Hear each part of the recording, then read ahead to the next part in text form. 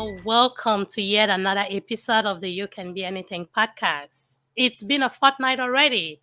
That means I have yet another amazing guest here to talk to us.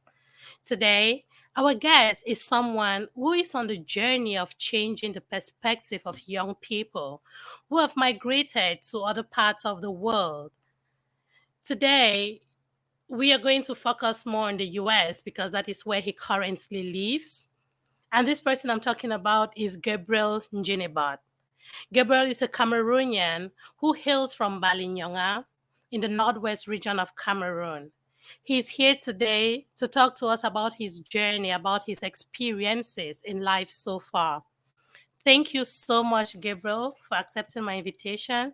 And thank you for being a guest on the You Can Be Anything podcast platform. Absolutely. I am very, very happy to be here today. And I want to say thank you for, accepting me on your podcast. Awesome. We're blessed to have you. We're always looking for amazing people to come on here and share their experiences, share their stories, all with the goal to inspire our listeners. So I say thank you. Sure. Awesome. So to begin this, I would like for you to talk to us a little bit about yourself. Who will you say Gabriel Njinimbot is? How will you describe yourself? So even before I get to talking about who I think Gabriel is, let me use a few seconds to say that I did watch a few of your podcasts, and let me tell you, you're doing an amazing job. Thank you so much. I watched a couple of them, and I would say that it's one of the best podcasts I have listened to, I have watched, and I encourage everybody to stream to your website to give some to learn from there, and also leave some feedback as to what you're doing, because again, you're doing an amazing job. Thank you so much. I appreciate the kind words. Sure. So who do I think Gabriel is? I would say that I am, first of all, I'm a strategist, and I'm an entrepreneur, and of course, I've written books, and I could describe myself as somebody who likes to get into really challenging stuff. I like to solve problems, especially very complex problems. If it's not really complex, it's not complicated, I just don't, feel like, dealing with it. Yeah. So I like to solve issues, especially issues that can help other people, and also very challenging. Oh, great. Thank you so much for sharing that. That is the side of Gabriel that before we go forward, I just want to call your attention.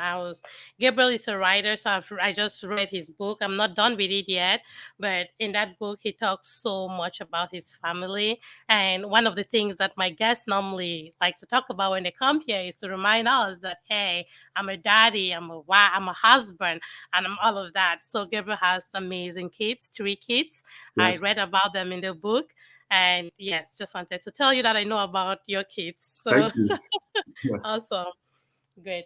So in order for us to have this conversation go the way it's going to make sense to our listeners, I would like for you to share with us about your upbringing. Yes, as we just heard that you're from Cameroon, from Balinyonga to be precise, and you actually grew up there. What would you say life was like growing up in Cameroon? Yeah, so I actually grew up in Cameroon for the most part, and Balinyonga, to be precise, is in the Northwestern Region of Cameroon, as you know, and as some people will learn. And growing up there was really interesting. And we grew up not from very a very wealthy family. We grew up essentially working in the farms and planting trees, and also corn, rearing animals. Yep. And my parents, unfortunately, or I would say, they didn't have a chance to have an education. My dad, I think my dad went to school in U.S. A school system, like 1st or 2nd grade, and he was pulled out of school because one of his teachers slapped him. And so his mom got so mad and pulled him out of school. And my mom on the other side didn't go to school because her dad, my grandfather, didn't think that, girls Could go were to school. Yep. Yes, they didn't see the need for a girl child to be educated. So they ended up not achieving a certain level of education. But that notwithstanding, they believed in us, in the kids that they were raising. Yeah. They didn't want the same things that happened to them to happen to us, and so they dedicated their lives, sacrificed everything they could to make sure that we have an education. But we grew up, happy kids. My dad was a polygamous man, as most men in Cameroon in those days were. And I think we were 19 of us in the compound. That's a big family. It was a big family. And we grew up happy. We were not the richest, but whatever we had, we were content with, and life was good. Wow, that is good. So, which means that your parents believed in education. So you got a good chunk of your education back in Cameroon. How far did you study in Cameroon before moving to the US? How far did you go with your education and background? That's an excellent question. I went all the way to the university. In fact, the University of Boya, and I think most people would know that it's in the southwestern region of the country. And I did graduate with a second upper class degree in educational administration before I left Cameroon. And as soon as I graduated, as you know, and as most people from Cameroon would know, or most parts of Africa can tell, graduation over there doesn't mean much. It doesn't. The best degree in your pockets, but you end up selling clothes on the streets of the towns or cities in Cameroon, and which is what I did before I finally left the country. Great, you're one of those who was fortunate to leave. I actually studied for a while. I did both my bachelor's and master's before leaving. So I became an auntie in Boya. I was in Boya for that long. I was in Boya for that long. Yes, so yes, we have the same alma mater. That is nice. So you moved to the US at some point in life, and you've been here for how long? How long have you been in the US so far? I've been here for a little over 2 decades. Seems like yesterday. I remember when I came. Doesn't seem like it's a long time ago, but it's been over 2 decades. Yeah, that's a long time for real. I didn't expect that. Okay. And let's talk about your first. I don't want to narrow it to 5 because it takes a while for us to actually settle in and get to know what we really want. Some people, it takes longer. Some people, it takes forever. For others, they just have that click. They're able to pick it up, right? So how would you describe your first 10 years of living in the US? What would you say that experience was like? So before we get to that, before I left Cameroon, I was very lucky. Because like I said before, my parents weren't that rich enough to be able to send someone out of the country. Yeah. But I got a couple of lucky breaks, and people who were close to their family were able to trust in me and sent me to the United States. And when I was leaving Cameroon in I think it was June of 1999, I had $100 on me. Just 100. And I didn't know exactly where I was going, but I took the flight and landed in Chicago. And the flight that was connecting to the school I was going to got canceled. And I should have just slept at the airport. But the $100 I had with me, I foolishly decided to go get a hotel. And I couldn't even sleep at night because I didn't know exactly where I was. But then I met someone who was an American. It's a good Samaritan. He asked me where I was from. He kind of saw from my face that I was very tired. Yes. And upon talking to him, he found out that I was from Africa, and he asked where I was going, and I said I was going to school in Ohio. And coincidentally, that's where he was going. He asked me if I have somebody who's going to pick me up. I was like, no, I don't have anybody who's picking me up.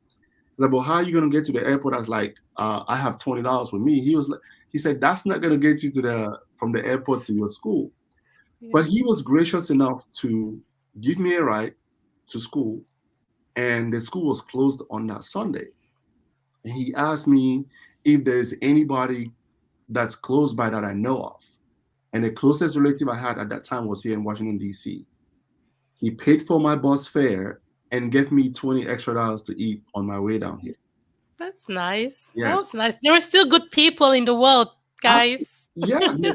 And that's why I tell that story, because, at some point we think that the world is completely upside down, but there's really good people out here, and all is not completely lost. Yeah, it Um, is. and Stories of so, hope. I love to listen to those stories of hope that remind you, like, hey, things might be bad, things might just be the way they are, but there are still some people out there who have a yeah, kind heart, who still have love in them. So I love those absolutely. stories. Yes. And this is somebody I'd never met. He doesn't know who I was, Mhm. or I don't know who he is, but he was compassionate enough to look at me and believe in what I was telling him, and was able to help me out. Mhm. Uh, but then when I got to Washington, D.C., that's when life really started. You know, Yeah. I picked up my first job in a seafood restaurant there in College Park, Maryland, and I did work in that restaurant for at least 1 to 2 years, and then I started taking computer classes, and taking a couple of exams, and then moving my way up to corporate America. And from then on, I started getting myself involved in entrepreneurship, and I started a couple of gigs to make a couple of dollars while I was thinking of other things to do. That's a smart move. So you actually had, and again, the process. I always tell people when I talk on my platform, I say, hey, we need to trust the process, because that is one thing that we cannot just break through it without, we need to go through it in order for us to understand it. And the more we understand it, I think the better we can live it. That's just how I think about it. And you talk about learning IT. What's field in IT did you study? So it's interesting. You talk about process, right? Yeah. And it's something you can't really skip. Mhm. So when I ventured into IT, uh, I went through the process. I started off by taking, at the time they called it A plus, which was essentially basic computer hardware and software classes. And then I moved up to taking a couple of Microsoft certifications, like MCSC, MCP, Oh, Microsoft Systems Engineering plus the internet, and so on.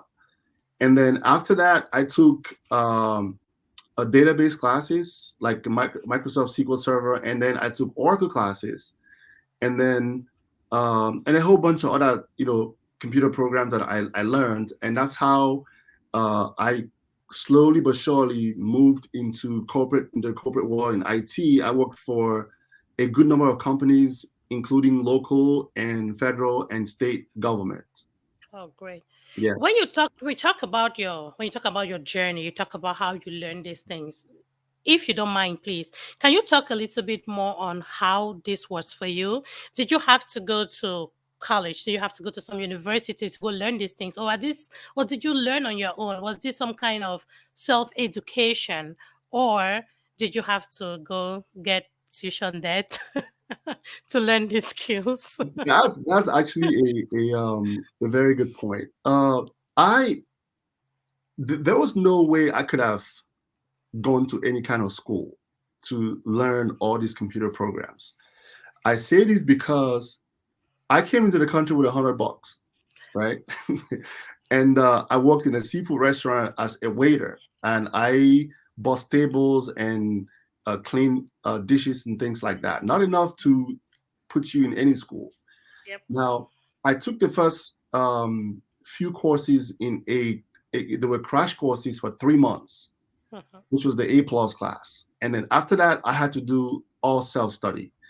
And it was a little complicated because at that time, there was no internet as such. The internet was here, but it wasn't, as it is today, where you can pretty much learn just about anything online. There was no internet back then. We had to literally buy the book and read it page by page. And I'll tell you a short story about when I was doing my Oracle class. Now, at that time, it was an Oracle 9 version. Wow. And, I did the 10G, 11G. And I think it was 12 or 11G. That means yours was like the older version. This is back. I would say this is back in 2001. Oh, okay. That's like a long time. Mm-hmm. So, and I used to work in this seafood restaurant as a waiter. They paid us $2 per hour. And coming from Cameroon and from Africa, I was still learning the process of integrating into the the industry and talking to people. And it wasn't that easy because every time I speak to somebody who is trying to order food, and they couldn't really understand what I was trying to say because what did you say? I can't get your accent and all of that. Mm-hmm. So to answer your question, I went to a bookstore. And I bought this Oracle book. It was that thick.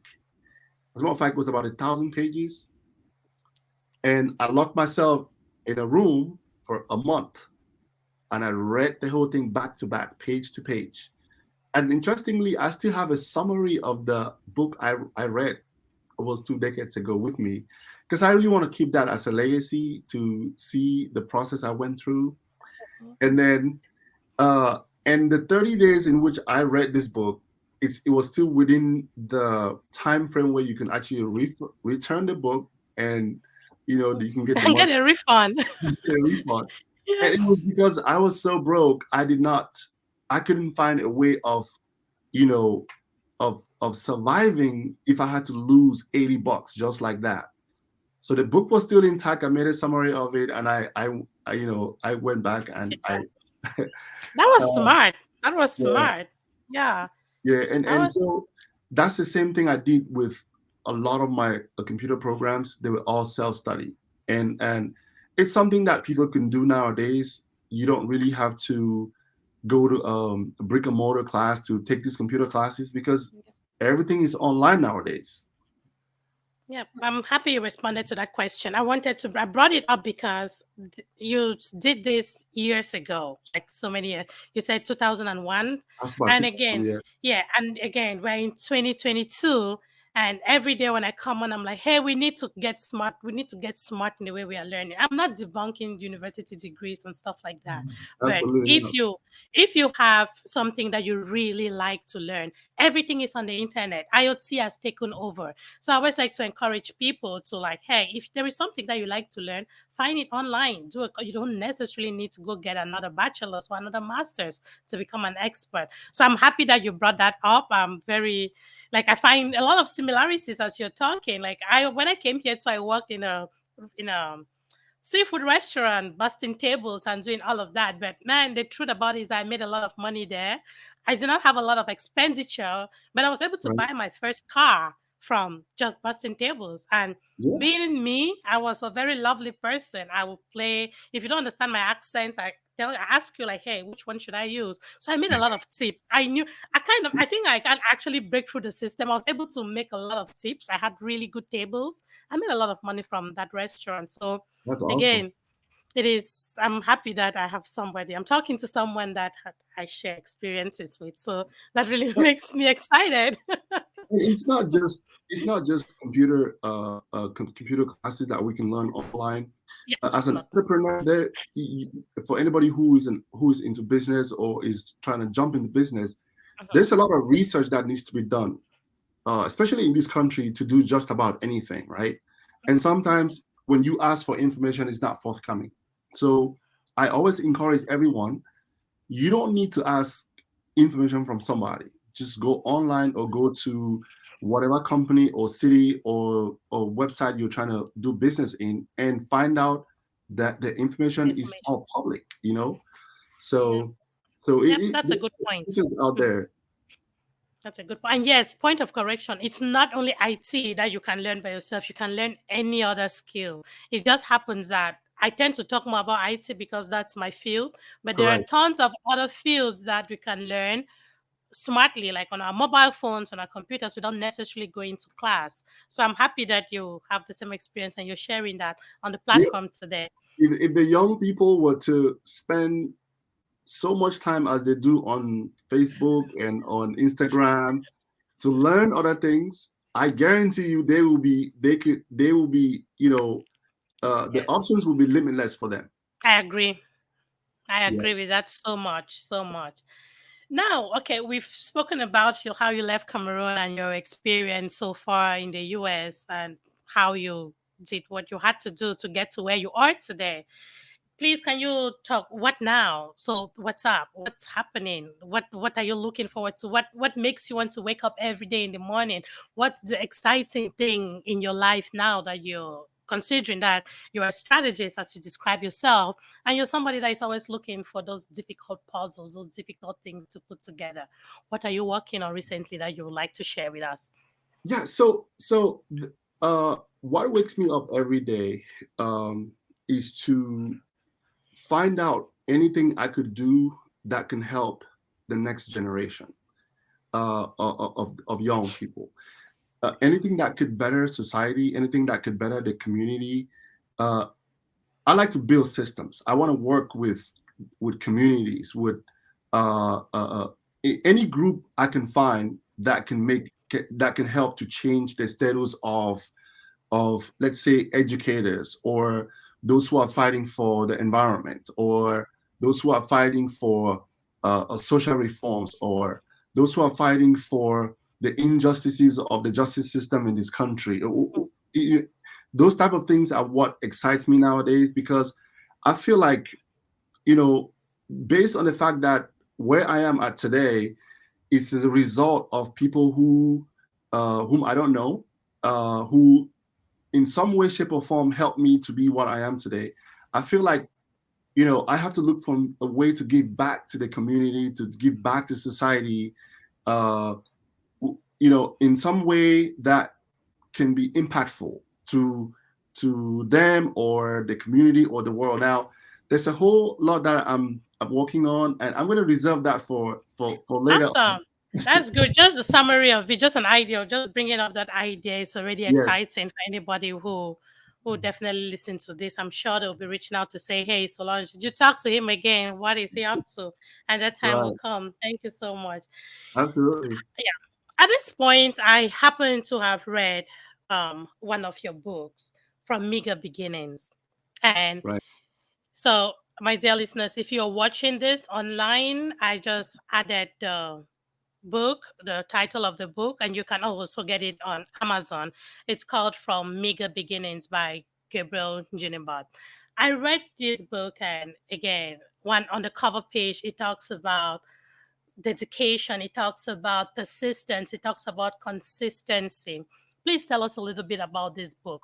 What, yeah, from meager beginnings, from what you've told us already, coming from Cameroon and all of that, I can envision a little bit what the book contains or what the book is made of. But please tell right. us a little bit about the book. So this book, it's means a lot to me, and the reason why I wrote this book is it's a couple of reasons why. One, while here, I want my children, when they grow, when I'm on my deathbed and they become they're American citizens, I know for a fact that it's going to be a while for them to go back to Cameroon to even find out where their dad came from. And Yep. I don't want them to get the information from someplace else. I want them to be able to use this book as a GPS to, if they want to, go home and find out precisely where their dad came from, how he grew up, and so on and so forth. The second reason, and I think it's very important for this, is that there's a lot of young people out there who are growing in the same status as I grew up in Cameroon. Parents who were not educated, difficulties in attaining or obtaining any kind of education. the possibility of them losing their lives to crime or illness and things like that. But I wrote this book to show to them that it's possible for you to, where you came from actually does not define where you're going to end up. As long as whatever you pick to do, you have to be dedicated, persistent, and consistently work on whatever you choose to work on. So, and if you look at anybody who you think is very successful, depending on what the definition is, you would tell that those people were very dedicated, very persistent, and very consistent in whatever they were trying to do, despite all the odds. So the book is to show people, anybody who is trying to make their life better, that where you came from doesn't really matter. I know it has an impact. It has an influence on the way things actually would turn out. But at the end of the day, it's all on you to say, look, my success depends on me. Yes, people are going to help me. There are other people who can contribute in different ways, shape, or form to see that I can succeed. But at the end of the day, don't let where you came from or what your parents were or the circumstances in which you grew up with or from define what you're going to be like. So, and that's why I wrote this book, because the lessons in this book are real life lessons, and people, if you read it, it's not some made up story. It's real. Where I came from was relatively not from a rich background. But today, I'm not the richest person, but this is not where I was 2 decades ago when I came to this country. Yep, that's that process we're talking about, right? Yeah. There is a process. We need to always trust it. So again, you by talking to what you just said, you kind of responded to what I was thinking of talking to you about. Now, if you don't mind, when I read through your book, there is a place where you talk about how you, after learning what you had to learn, um, the self-education and all of that. I also know that at one point you decided to study law, and I wanted you to talk about that a little bit. Why law? Why did you choose to go to law school? That's a very, very interesting question, because I've always wanted to be a lawyer. And when I came to this country, the very first few months, like I said, $100 could not put me in a law school. I visited a lot of law schools in the Washington, D.C. area and the school I was going to, and the tuition was not very cheap at all. But then, so I decided to put that off and then dive into information technology. And then later on, when things were a little bit stable, I decided to embark on my law school career. And I enjoy doing law or studying law not because like most people who go to law school intend to come out and actually practice law. That was my question. Do you practice? So I don't practice law, but I use my law degree almost every single day in almost everything I do. And so it's in a more broad perspective than just practicing law, because in practicing law, you have to pick a certain, one aspect of it and concentrate on it and then, work on it on a daily basis to help other people. But as an entrepreneur, I use my legal background everywhere, every day, in every aspect of my entrepreneurship. And I actually think that if people have a chance, they should do some aspect of a law, of the legal or law education, especially in this country or wherever you are, because a lot of times we get in trouble for things that we just don't know. We don't know. Against the law. And as you know, ignorance is not an excuse when it comes to the law, right? It's not. So my lesson to a lot of people out there who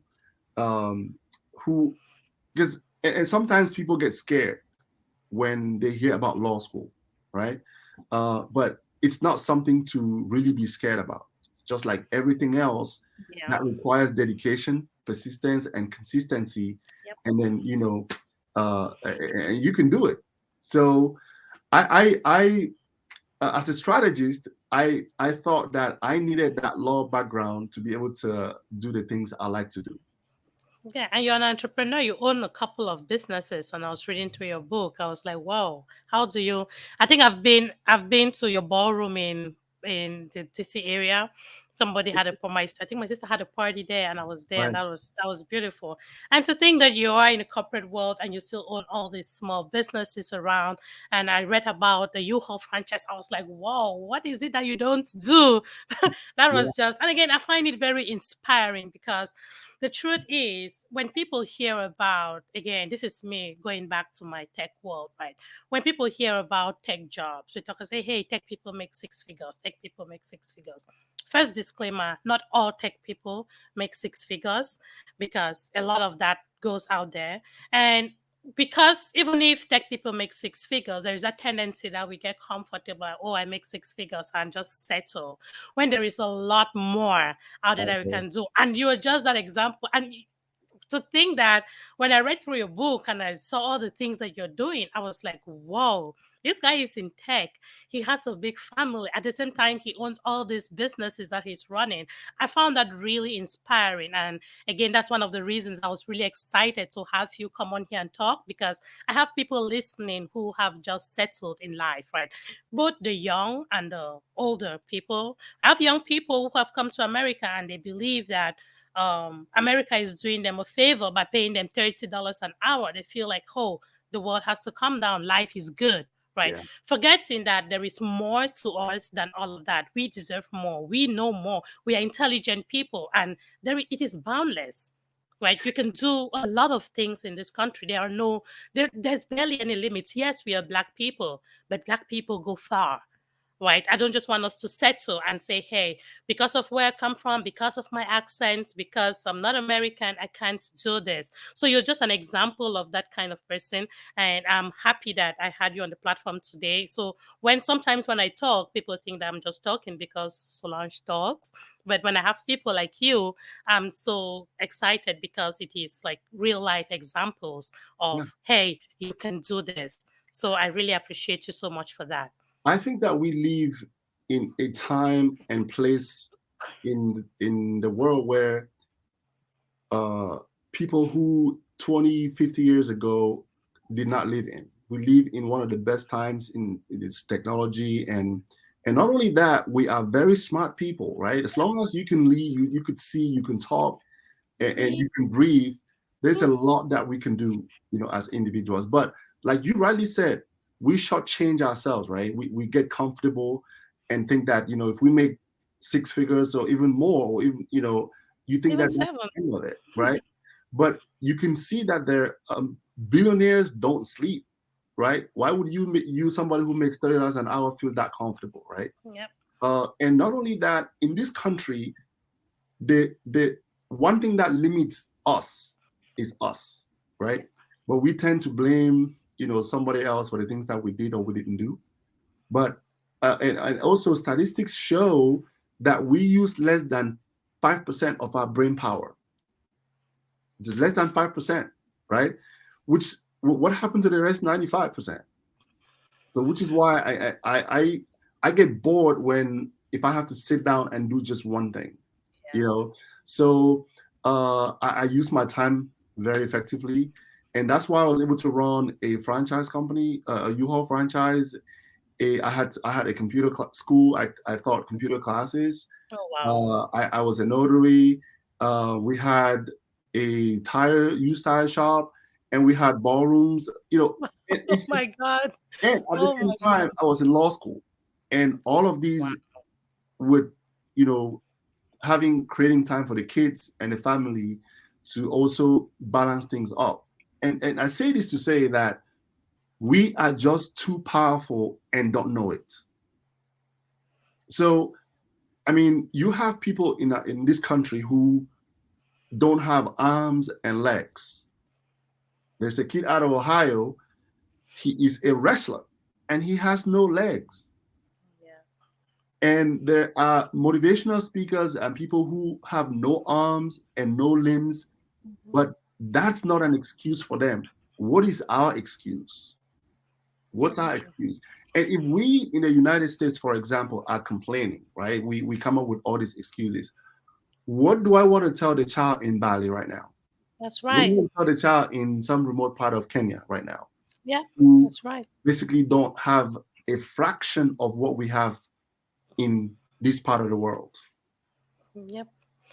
That's right. You see, you're talking and it's just getting on me. It feels like you're talking directly to me. It's like I'm having a session with you or something. Yes, but Yeah, this is powerful. These are the kind of things that when we bring people on, we have people like you talk, because I just believe that when people hear just from me, that's why I switched from a solo podcaster to into like having sessions like this so that other people can share their perspectives about stuff. Another thing about your book that I read that was actually I found really interesting or exciting was about your parents, right? In your yeah. book, you speak so fondly about your the way you talk about your dad. I did not even notice. I did not pay attention, or maybe I missed it that your dad was like you come from a polygamous home, Right. but you talk about your parents so fondly in your book. And what is it about them that you don't mind sharing with us today? You know, my parents were very unique individuals. The one thing I liked about them was that they were not complainers. They did not complain. They didn't show us that they were struggling. They made things look so seamless to us, but sometimes when things weren't going the way they thought it would go, you can tell, especially from someone like my dad, who, unfortunately, he passed away 7 years ago. Um, but you could tell that things were not really going right, especially when it came to the things that he wanted to see his children be or do, right? So, but they were so unique in the sense that they tried their best to put us on the right pedestal. They made sure that we didn't smoke cigarette, we didn't hang out too much at night, and essentially stay out of trouble, because they weren't viable enough to take us out of jail if we ended up in jail for any reason, or if we get somebody pregnant when we were not supposed to do that, and they didn't have. So they spend all their time in teaching us good morals and hard work and you know courtesy, and ensuring that we're kind to other people, and not putting yourself in a position where someday you have to come back and bow, or feel like a dog with a tail on its belly. Just be on the right side of life and on the right side of the law, essentially. So my parents were good role models for me. They Even though my dad is gone, he's not here today. I don't think a day actually goes by without me either thinking about what he told me or doing the things that he'd asked me to be doing.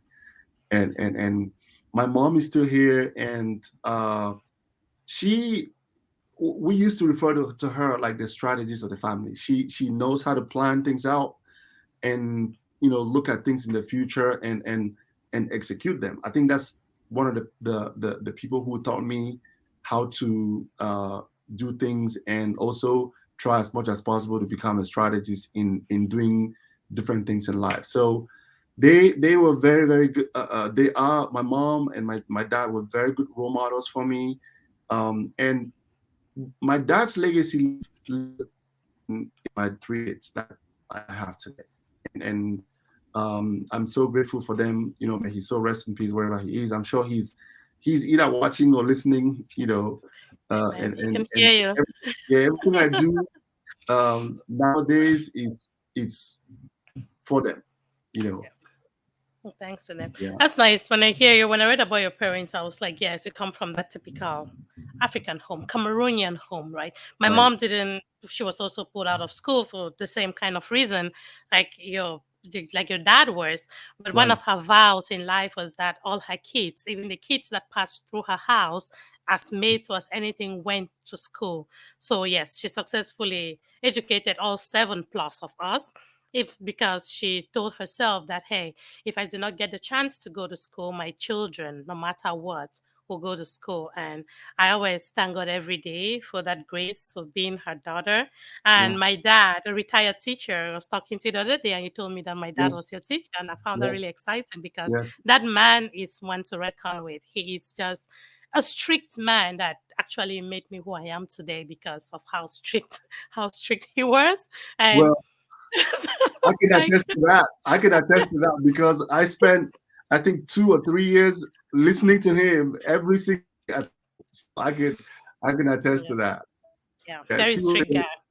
he was a, I would say he was one of the best teachers, not just for me, but my entire batch in 1986 in GHMO in Cameroon and Yeah. in West Africa.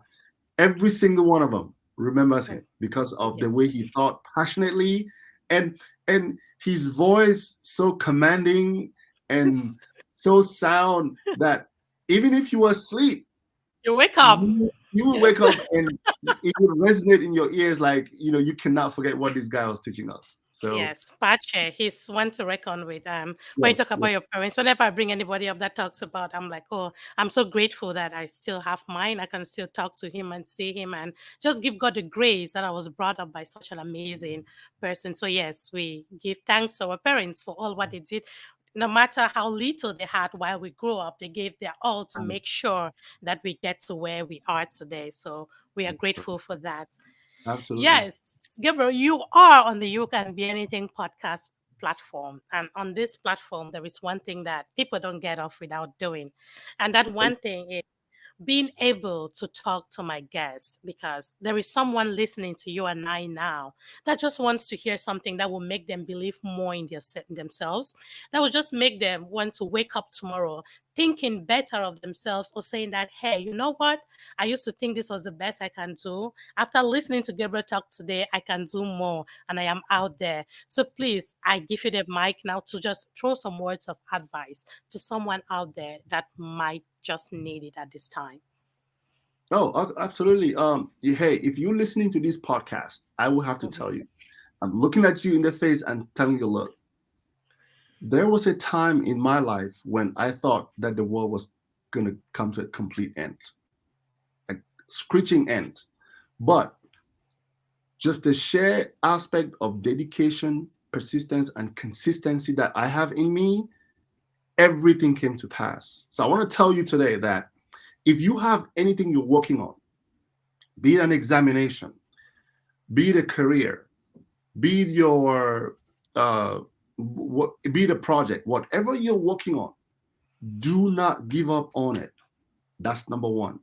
Number two, listen to your instincts. Okay.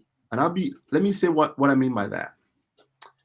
Every single day we walk around, there's that little angel in our head.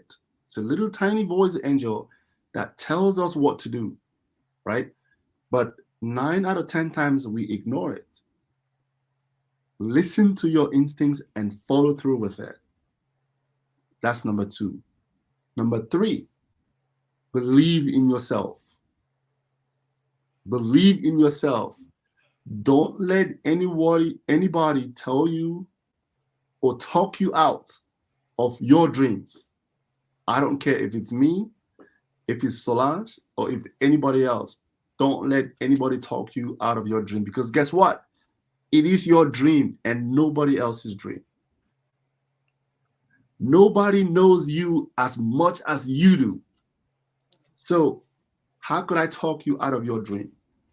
Because it's not by coincidence that the dream that you have came to you and only you can make it work. Believe in yourself.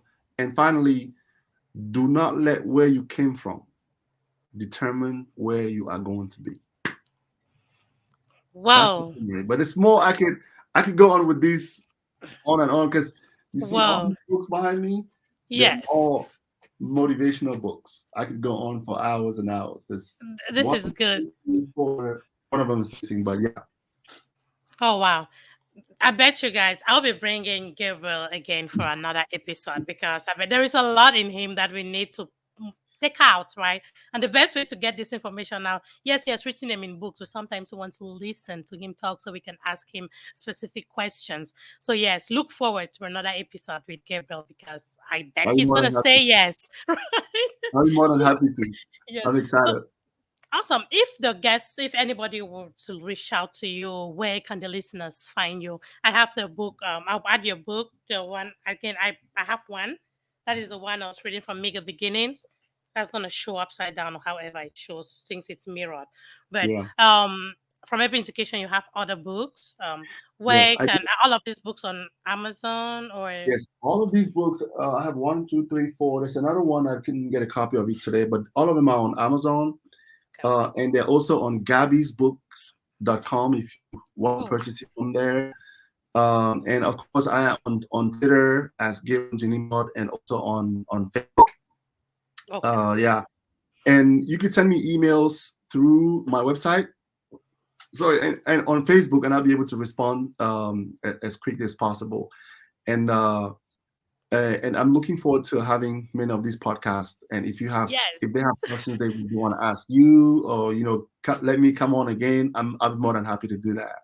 Yes, please do. Please, if you have any questions, any specific things you would like to know, let me know. Or as Gabriel said, your website, you said gabbysbooks.com. Gabbysbooks, yeah, .com, Yes, yes. gabbysbooks.com. You can also reach out to him via his website and bring your questions in.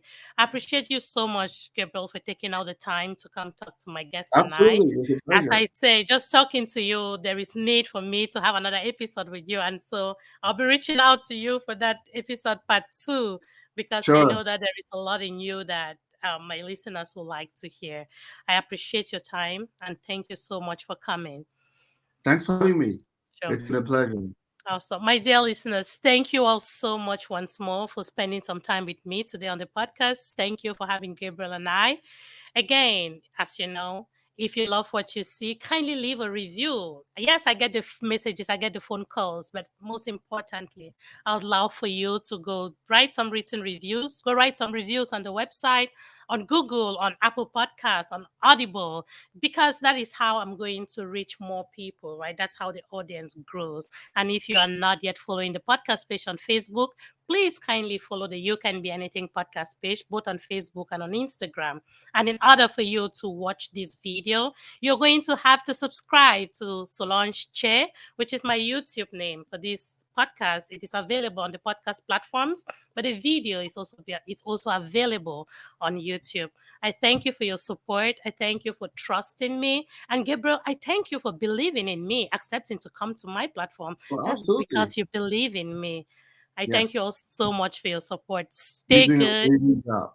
Awesome. And be good to each other.